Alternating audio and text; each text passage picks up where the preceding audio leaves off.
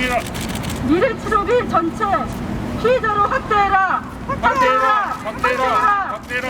아니면 왔다리 갔다리 말하는 논리로 저희의 의견을 수용하지 않았기 때문에 제가 이 자리에 섰습니다. 현재 7,500명 가족이 살균제 피해자 중에 미성년이라고 말하는 아이는 현재 11살부터 29세 아이를 말하고 있습니다. 근데 그 아이들이 과거 0세에서 1세, 2세, 3세, 4세, 5세 아이들이 현재 피해 입은 나이를 치면 10년에서 적어도 20년 이상 세월이 흐른 지금 현 시점입니다. 그 아이들이 0세, 1세, 2세가 이제 없고 다들 10살, 11살, 12살, 13살, 많게는 29살 아이들이 있습니다. 근데 그 아이들의 피해 기준을 보면 지금 과거의 그 기준이 아닌 현재로 계산을 하는데 이 아이들의 기대 여명을 83세 기준을 잡았을 때에는 그 아이들이 살아가기에는 병원비와 일세 수익과 위자료와 기타 등등의 모든 금액을 포함했을 때는 살아갈 수 있는 나이의 금액이 아닙니다. 너무 터무니없는 금액을 저희 아이들한테 기준을 해놨기 때문에 저희는 그걸 개선을 요구하는 상황에서 이 자리에 나오게 됐습니다.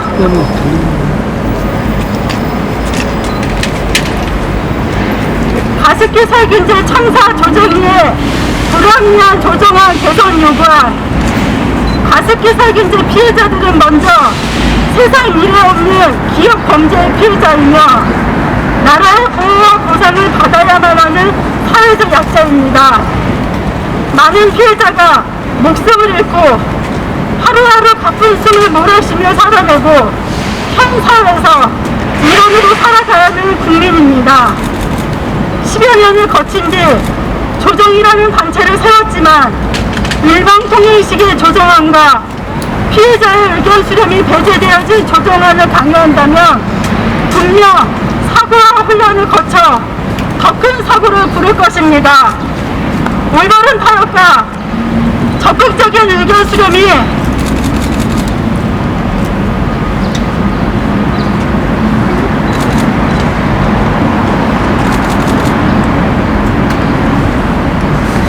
올바른 타협과 적극적인 의견 수렴이 이루어지지 않는 조정안이라면 빈술에만 열심히 힘들게 끌고 올라온 첫걸음입니다. 1. 생존자와 사망 유가족 의견에 집중할 것. 상대편의 고통을 이해하지 못한다면 상대를 절대로 이해할 수 없습니다. 피해자들의 현실성을 고려하고 그 아픔을 품을 수 있는 합당한 심의와 조정안이 나와야 합니다. 2. 생존자의 미래 치료비를 확대할 것. 우리 피해자들은 지금까지 어떠한 치료비도 미래에 대해 보장받을 수 없습니다. 후유 장애에 대해 누구도 책임지려 하지 않고 어물쩍 넘겨버리면 피해자들은 사각지대에 갇혀 방치되는 것입니다. 미래를 보장할 수 없는 피해자의 하루는 치료비, 보상만이 생명줄입니다. 3. 미성년자, 현재 11세에서 29세에 대한 치료비를 조정할 것. 현 조정안에 나와 있는 1살부터 10살까지는 없는 허상이 조정안임에도 현재 나이의 조정안으로 나와 공약으로 책정되어 있는 것은 기망입니다. 현재 나이로만 보상을 하기에 당시 나이는 기상이 아니므로 10여 년이 지난 또는 20여 년이 지난 현재는 1살에서 10살은 존재가 없습니다. 조정위는 피해자를 허상으로 본다는 취지 자체가 무엇을 의미를 갖는 것인지 설득력이 없는 사안입니다. 그 당시에 미성년 피해자를 가장 앞에 세워야 함에도 현재 젊은 나이로 질병을 이겨내고 있는 관계로 소홀히 대한다면 창창히 앞날을 살아가야 하는 아이들을 보고 현실성 있는 대응과 보장이 이루어져야 합니다. 4. 미성년자 나이를 노출 확인 조사 상위 나이로 수정할 것. 피해를 입는다는 것을 나이를 설정하고 피해갈 수 있는 것도 빼면서 가는 것도 아닙니다. 모든 피해자는 동등한 선상에 세워두고 피해를 입었다면 거기에 합당한 방법이나 보상을 조정하는 것이지, 임의적으로 조정한 입에서 이렇게 설정했으니 그렇게 합니다 는 너무도 무책임한 발상으로 조정이 아닌 독재 탈거입니다. 조정이는 말 그대로 조정이로서 기업편에서 일반 공보실 성포기관이 아닌 피해자의 마음을 움직일 수 있는 조정안을 내어 잘못된 판단을 하였다면 자기 고집으로 일반에서는 조정안이 서로에게 끝날 수 없는 상처만을 주고 재차 기나긴 싸움판에 남을 것입니다. 현명한 조정안으로 도출되어 피해자들이 벗어나길 바랍니다.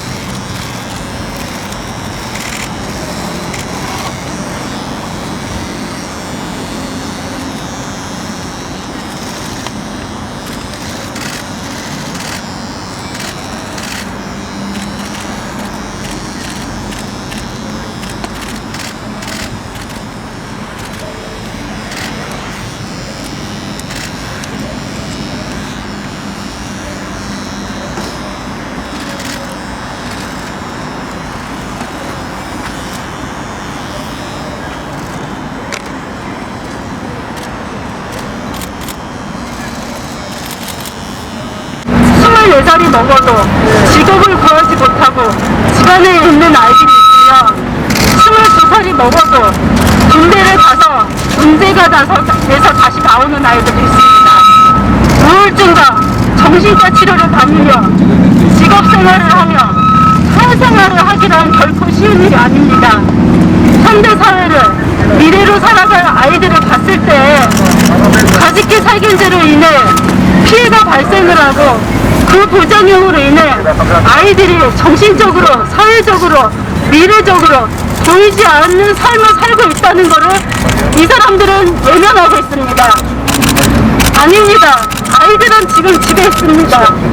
군대 못 가는 아이들, 뛰어다니지 못하는 아이들, 단순하게 병원을 다니지 않는다고 해서 이 아이들이 환자가 아니라고 말할 수 있는 사람은 아무도 없습니다. 이 아이들을 위해서는 조정이가 정말 미래의 재원을 위해서라면 이 아이들을 결코 나서는 안 되는 거고요. 기업 또한 이 미래의 아이들을 외면하면 절대 안 된다는 겁니다. 이 상황은 부모들이 결코 눈을 감고 죽을 수 없는 상황이라는 겁니다. 가습기 살균제는 국가에서 방치하고 기업에서 방임한 우리 아이들이 병들어 가고 있다는 것입니다. 그 부분을 정부와 기업과 조정이는 외면하면 안 됩니다. 엄마의 부탁이고 간절한 소망입니다. 우리 아이들에게 그리고 국민들에게 돌아갑니다. 감사합니다. 기자회견은 낭독을 하겠습니다. 정보경제연맹 다같이 아프리카나 하는 것 무시하며 노동자들의 노동을 폄하했다. 당선되고 나서 탄력 근로시간의 확대, 지역과 업종에 따라 최저임금 차등 적용, 기업처벌법 품질 등 자본의 입맛에 맞는 정책을 밀어붙이겠다는 언론 보도도 나오고 있다.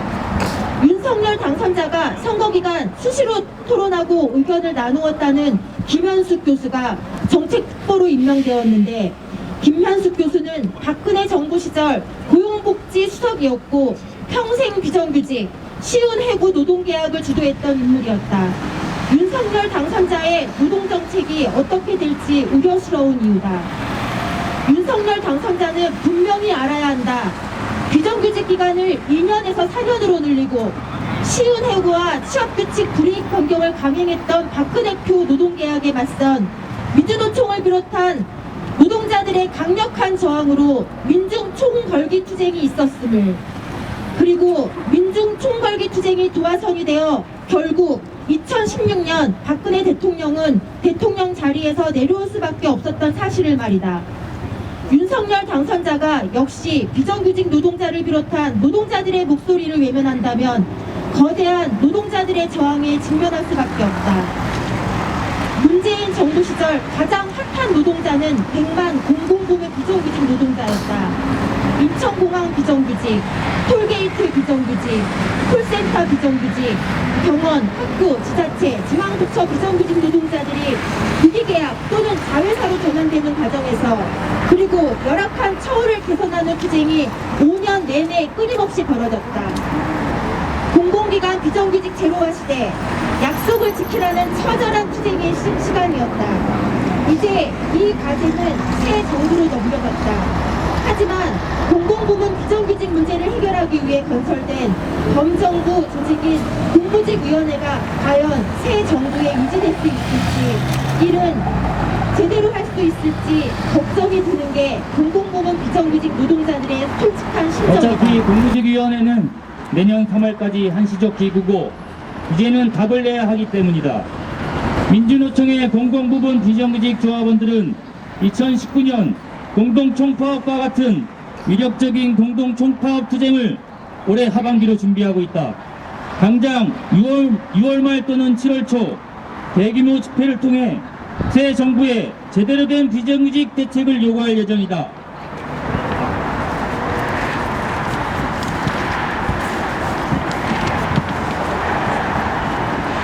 공공부문 비정규직 문제를 근본적으로 해결하기 위해서는 정규직, 비정규직 노동자의 임금차별 및 격차 해소, 자회사 민간위탁 노동자의 정규직 전환 및 처우 개선, 근무직 법제화, 공공부문 비정규직 노동교섭 체계 구축을 해야 한다는 것이 우리들의 주장이다. 공공부문 비정규직 노동자들의 요구는 한국사회 불평등을 해소하기 위해 반드시 필요하다. 국민들에게 안정적인 공적 서비스를 제공하는 노동자들이 평생 일해도 최저임금 수준이 임금을 받는 건 말이 안 된다. 공공부문에서 상시 지속 업무를 담당하는 노동자들이 여전히 간접 고용인 자회사와 민간 위탁으로 남아있는 것도 이제는 바꿔야 한다. 정부와 지자체의 공적인 업무를 담당하는데 법적인 권한도 보장되지 않고 법으로 규정되지 않아서는 안 된다. 더 이상 100만 명이 넘는 공공부문 비정규직을 정부는 이대로 방치해서는 안 된다. 모범 사용자로서 비정규직 노동자의 임금과 노동 조건을 노동교섭을 통해서 결정해야 한다. 공공부문 비정규직 노동자들은 너무나도 당연하고 절박한 요구를 윤석열 당선자와 대통령직 인수위원회에 전달한다. 우리의 요구가 새 정부 국정과제에 반영되기를 바란다. 새 정부는 약속하라, 근속 반영, 임금체계 마련하라. 새 정부는 약속하라, 자회사 민간위탁 문제 해결하라. 공무직 법제화로 공공비정규직 문제 해결하라.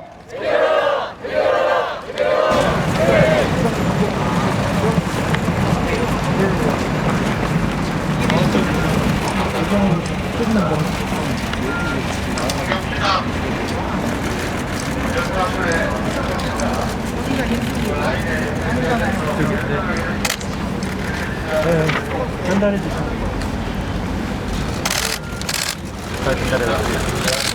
좀 홍보라될 수 있게 부탁드립니다. 네, 알겠습니다. 알선자 구매자는 활개를 치며 자랑스러운 듯 후기들을 공유. 삶을 보장해야 하는 책무가 있습니다.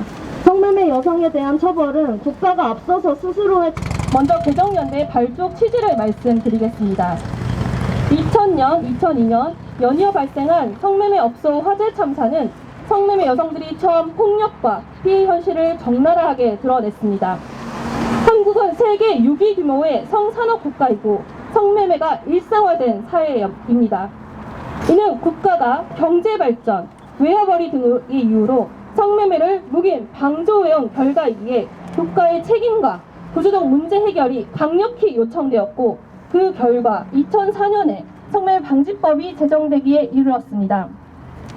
성매매 방지법 제정을 주도했던 범여성계와 시민사회 단체들은 성매매를 여성 폭력의 문제로 보고 성매매 알선자와 성매수자에 대한 강력 처벌, 피해자인 성매매 여성의 불처벌을 요구하였으나 성매매를 성도덕의 문제로 보아왔던 시대적인 인식론적인 한계로 인해서 성매매 피해자에 대한 면책 조항만을 신설하고 피해를 입증하지 못하면 성매매 행위자로 처벌하는 것으로 법이 제정되었습니다.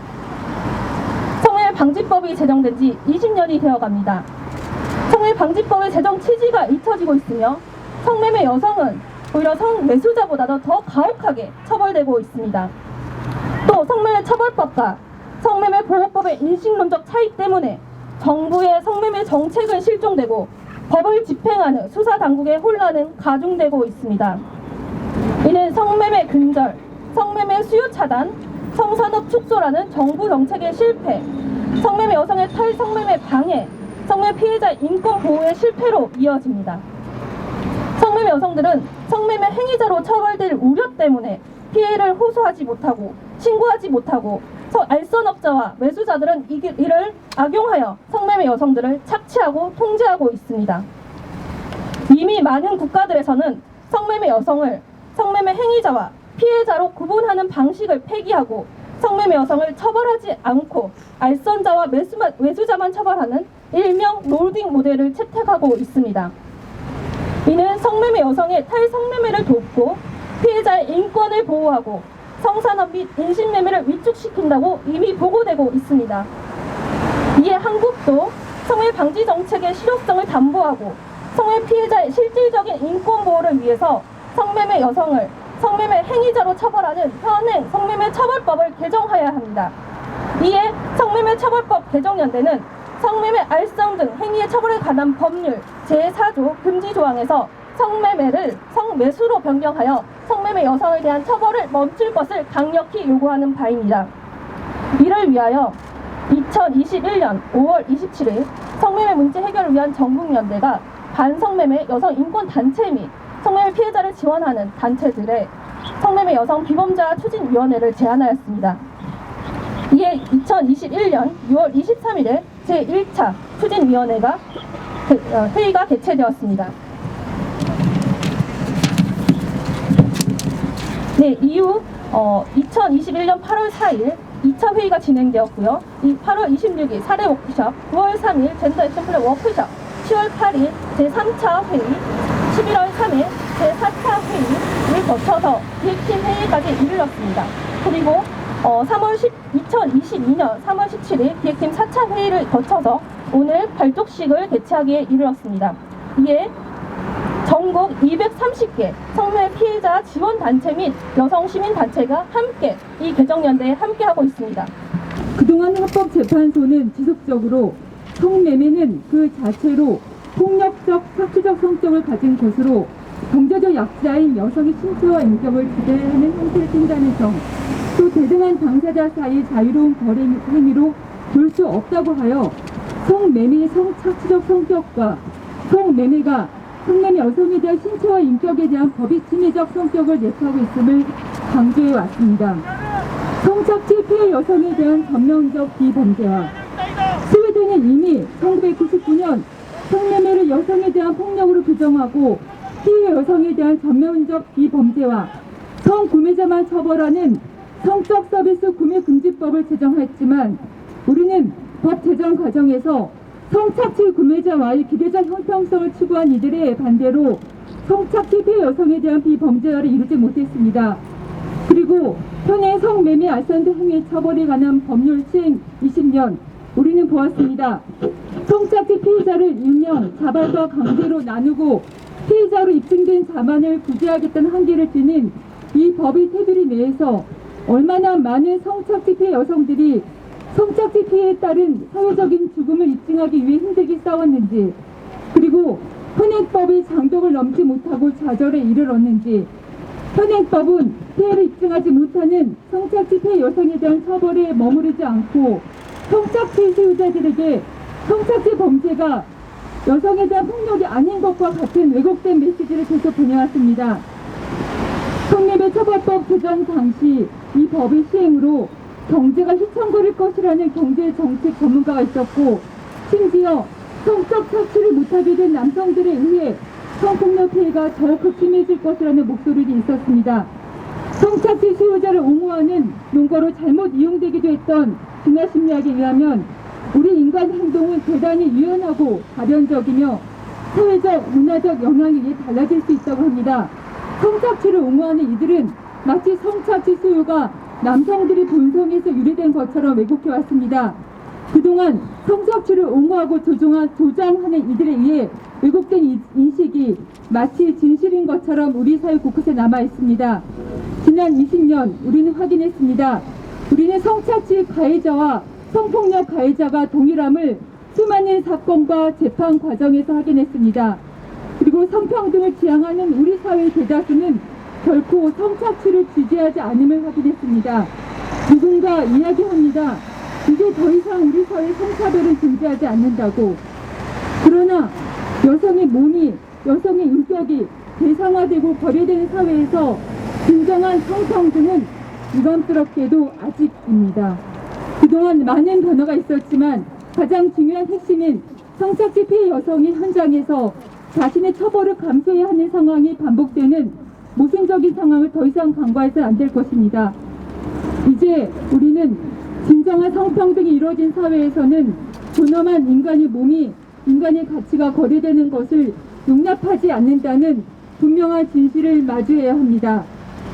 낙인과 혐오와 차별로 점철된 성착취 피해자에 대한 온갖 비난을 멈추고 성별 불평등한 구조를 바꾸기 위해서는 성착취 문제에 국가가 제대로 대응해 나가 성착취 산업 구조를 바꿔야 합니다. 그동안 우리는 꾸준히 현장에서 성평등한 세상을 향해 싸웠습니다. 그 길을 연장해서 성착취 피해 여성에 대한 전면 비범죄화를 위한 활동을 다시 한번 힘차게 해 나갈 것입니다. 민변 여성인권위는 우리 존재가 실천이다라고 외치는 수많은 성착취 피해 여성들과 함께 할 것입니다. 1. 성구매자 처벌하면 성매매는 사라진다. 성매매 여성 처벌 말고 성구매자 처벌하라! 성적 행동은 성폭력일 수 있다는 건 상식입니다. 그러나 이러한 상식은 사회적 실천이 되지 못하게 가로막혀 있습니다. 첫 번째, 대한민국 형법입니다.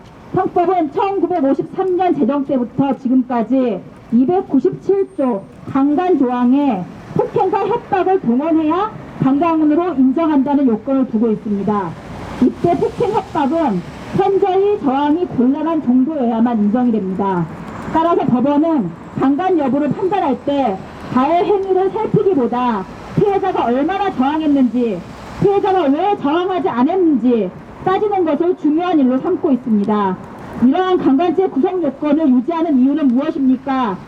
피해자다운 피해자와 피해를 받지 않은 여성을 나누는 것, 신고한 피해자의 과거 성적 행실과 이력을 따지는 것, 다양한 권력의 모습과 피해자가 처했던 불평등, 생존 방식, 피해 정도에 대해 모르쇠를 유지하는 것,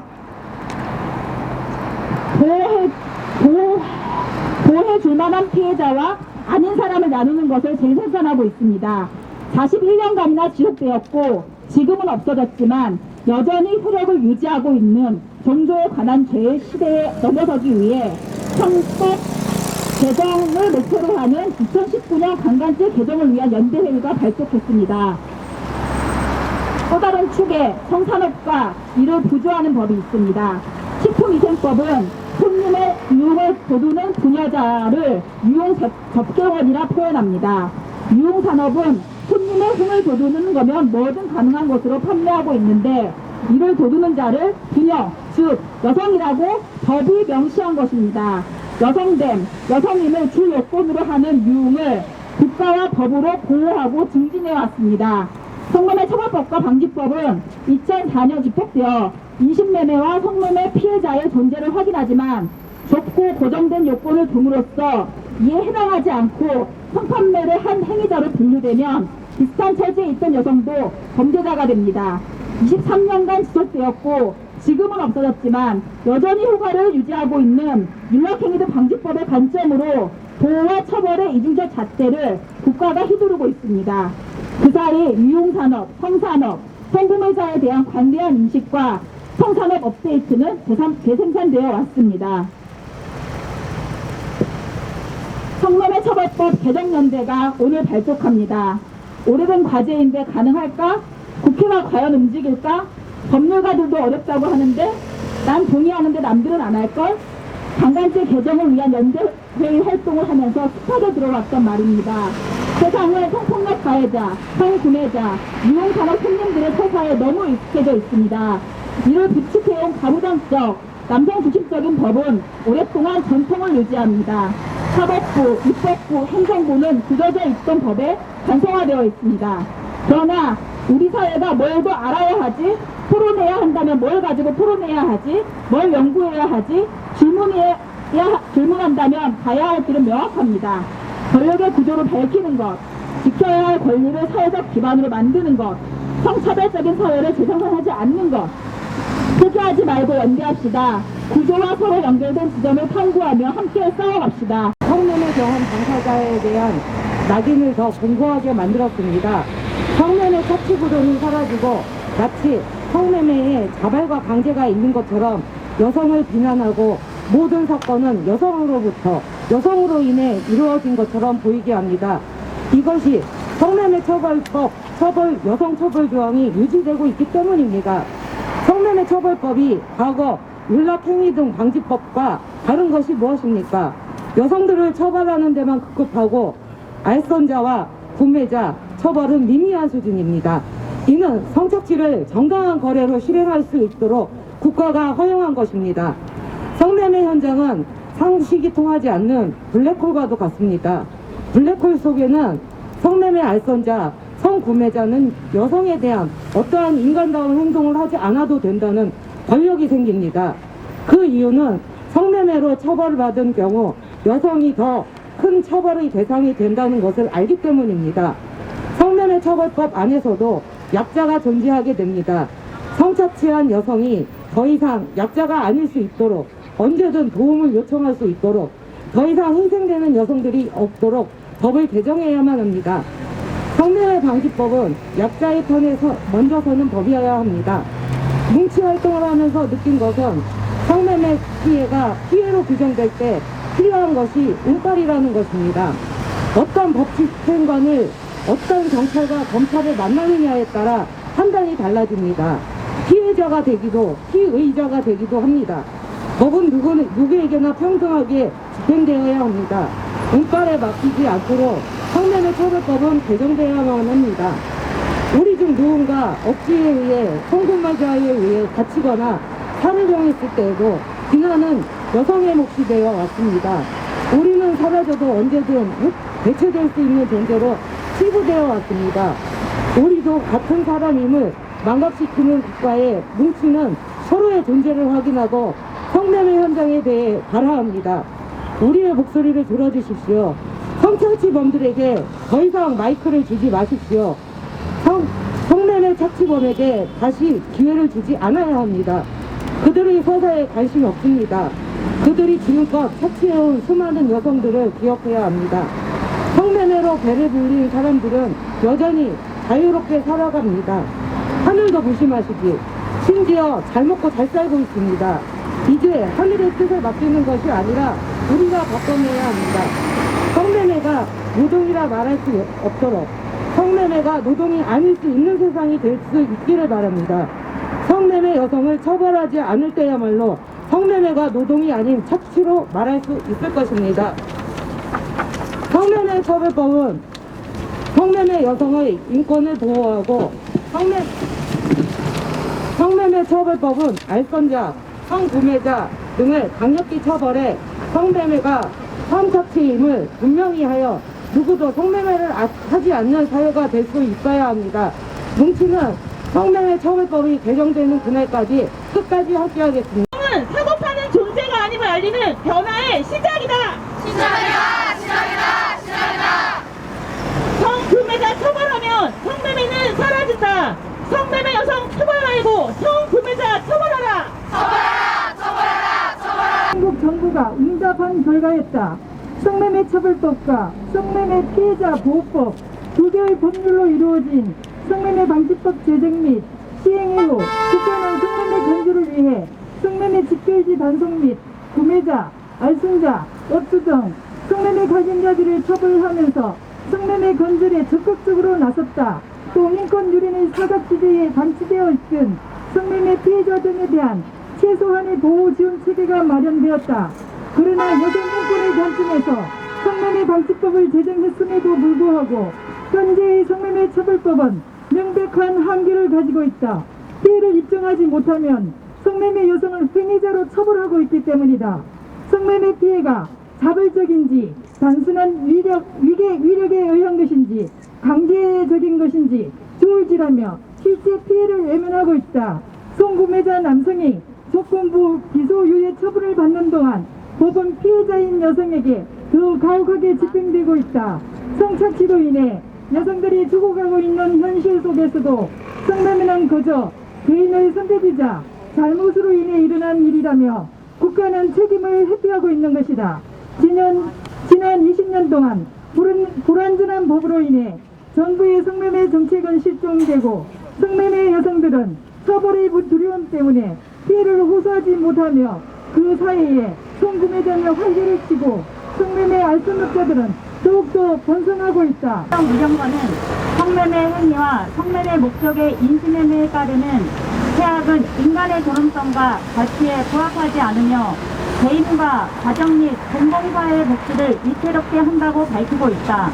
또한 1979년 채택된 유엔 여성처벌 철폐 협약에서는 당사국은 여성에 대한 모든 형태의 인신매매 및 성매매에 의한 착취를 금지하기 위하여 입법을 포함한 모든 적절한 조치를 취해야 한다라고 명시하였다. 대한민국 정부는 이미 1984년에 대한민국 정부는 이미 1962년, 1984년에 이 의정서와 협약에 가입 및 위준하였다. 또한 정부는 2019년 여성폭력 방지 기본법을 개정하여 여성폭력을 성별에 기반한 여성에 대한 폭력으로 신체적, 정신적 안녕과 안전할 수 있는 권리 등을 침해하는 행위로서 관계 법률에 정하는 바에 따른 가정폭력, 성폭력, 성매매, 성희롱, 지속적 괴롭힘 행위와 그 밖의 친밀한 관계에 의한 폭력, 정보통신망을 이용한 폭력 등을 규정하여 성매매가 여성폭력임을 분명히 하였다. 이처럼 성매매는 국제법상 그리고 국내법상 명백한 성별에 기반한 폭력이자 여성폭력이다. 그럼에도 불완전한 성매매 처벌법 때문에 성매매 피해자는 계속해서 양산되고 있으며 성매매 범죄는 더욱더 교묘해지고 있다. 그리고 그 피해는 오롯이 피해자인 성매매 여성이 짊어지고 있다. 성매매 방지법 제정 20년이 다 되어가는 오늘날 우리는 이 자리에서 다시 모여 성매매 방지법이 제정된 취지를 다시금 확인하고 이 법의 개정을 강력히 주장하고자 한다. 대한민국의 거대한 성착취 산업 카르텔 속에서 우리는 이미 오래전부터 성매매가 위계와 위력으로 일어나고 있는 성별에 기반을 둔 폭력임을 알고 있다. 성매매 처벌법은 피해 여성을 처벌하는 법이 아니라 성산업을 통해 여성을 상품화하고 막대한 불법 이득을 취하는 알선자와 구매자 등 성산업 카르텔을 견고하게 유지하고 있는 성산업 관련자들을 처벌하기 위한 법으로 시행되어야 한다. 성매매는 여성을 성상품화하여 수요자들에게 여성 착취가 인지 감염될 대상이 있다는 것을 인정하여야 하며 성매매 근절을 위해 성산업 관련자들에게 책임을 묻고 그에 합당한 처벌을 해야 한다. 제대로 만들겠습니다. 한국의 성산업 규모 세계 6위 수사기관에 신고하거나 피해를 호소하기 어렵습니다. 오히려 업주가 여성들에게 처벌받는다는 법적 돈 주고 살 수 있는 공간에서 여성과 남성이 정말 동등한 존재일 수 있을까요? 성구매자를 처벌하고 성매매 피해자를 가해자로 만드는 성매매처벌법 개정하라! 지금 보시니 여러분, 최근처럼 성매매 여성을 처벌하는